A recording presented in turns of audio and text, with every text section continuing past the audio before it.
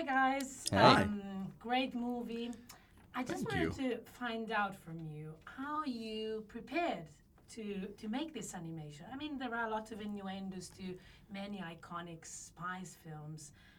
That gives it away somehow, but I want you to tell me what. No, we love spy movies. We loved them before we started making this movie, and when we started on Spies in Disguise, we really wanted to make sure that this was a love letter to all those films we loved. The big, exciting action set pieces, the adventures that take you around the world to all kinds of new and exotic international locations.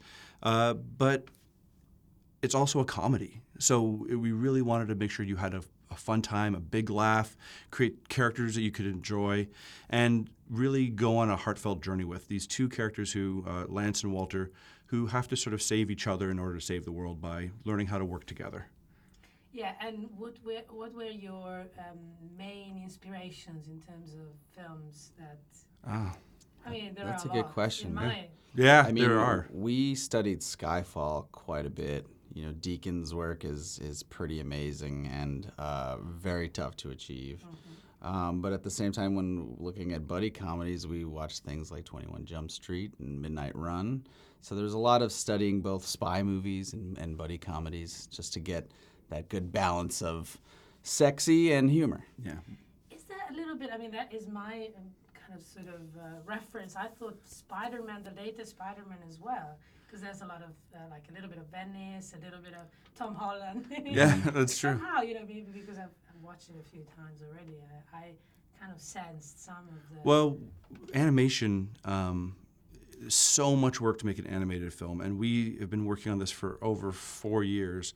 And that really becomes one of the challenges when you're doing a genre movie, because in live action, I mean, in a year and a half, 18 months, they're turning them around, so we've got a lot longer lead time. So it is a tricky thing to come up with something original and fresh, because you're working on it for so long, and so many other movies can come out in the meantime. But we really felt like, with the premise of taking Lance Sterling, played by Will Smith, the world's greatest spy, and turning him into a pigeon through one of Walter Beckett, who's played by Tom Holland's gadgets, was just such a unique, different take that we would have been very surprised if anybody else had come up with that kind of concept. It is very unique. What are your favorite scenes? You both of you.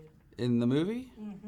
Man, there's so many. I really love the transformation scene. Yeah. I really think it's a lot of fun because you get to play the two characters against each other, and just listening to Will Smith's voice when he's being transformed into a pigeon, he goes through some crazy screams and some really panicked efforts, and it's a lot of fun. Yeah. I love Venice.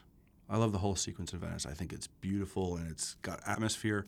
I like that all of our characters, I'm not going to ruin anything, come together in different ways and cross paths in unexpected moments. I like that it feels like Lance and Walter finally come together, and then there's a startling sort of moment, and it's just a beautiful, beautiful location.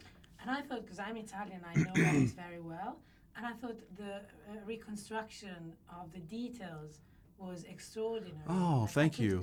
I recognize There was so much effort. so much into that. Oh, that's great. There's so much effort we put into it because we have such a crazy idea of turning the world's greatest spy into a pigeon. That's so nuts. We really want to make sure there was a grounding in reality to the rest of the movie, so that became the funniest, weirdest part. Right. So when we traveled the world, like from Washington, D.C. to Japan to Venice to Mexico, we really paid a lot of time to look at those details and make sure that people from those areas would feel like we were being true to those places. Even though we had to make some adjustments for movie magic, we really did work hard. Our production designer worked hard on that. And your favorite characters and why? Any of those? Listen, both Walter Beckett and Lance Sterling have got to be my favorite characters. And I can't pick one because Lance Sterling's the guy who I want to be. Walter Beckett is the guy I most identify with. But together, the duo is amazing. I love them in real life, too. Yeah. Will Smith and Tom Holland were amazing to work with and so much fun. I mean, on this film, we did so much improvisation with those guys, and they're just so funny and so giving, and we feel truly blessed to have them.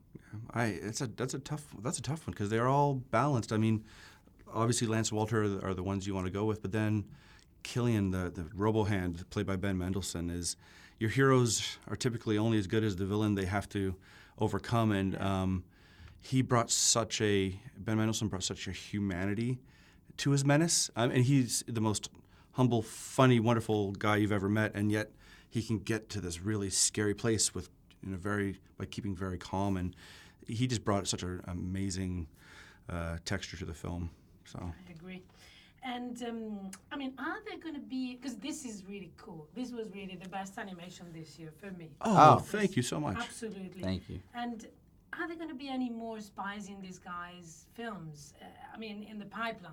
And potentially, what about like a live-action version of this with Will Smith and Tom Holland? That would be absolutely cool. Do you think who knows? There is potential for this? There's definitely potential for more of these. I mean, when you build a world like this, you build a world, and we had so much fun playing in this world that we would love to go back and tell more stories. I mean, there's countless other missions. The world constantly needs to be saved, and spending time with these two characters was so much fun. I can't imagine not going back to have more fun with them. Live action? Who knows? Sky's the limit. That would be really cool. Who needs James Bond? Right? 007 has been... Lance Sterling, everyone else step aside. That's it. It would be, Will Smith has done Man in Black already. He's into that. Well, that's what we wanted to do with Lance Sterling. Is when we made this movie, we really wanted to create an iconic spy that stood shoulder to shoulder and was equal to a James Bond or a Jason Bourne or an Ethan Hunt. So I'm happy to hear that we've succeeded. Absolutely.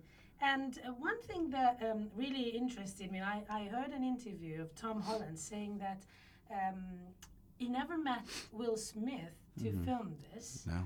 So I really thought, when I was listening to their voices in the film, I really thought they would spend so much time together. Right. But they didn't. So how did that work in, filming it separately? Well, yeah.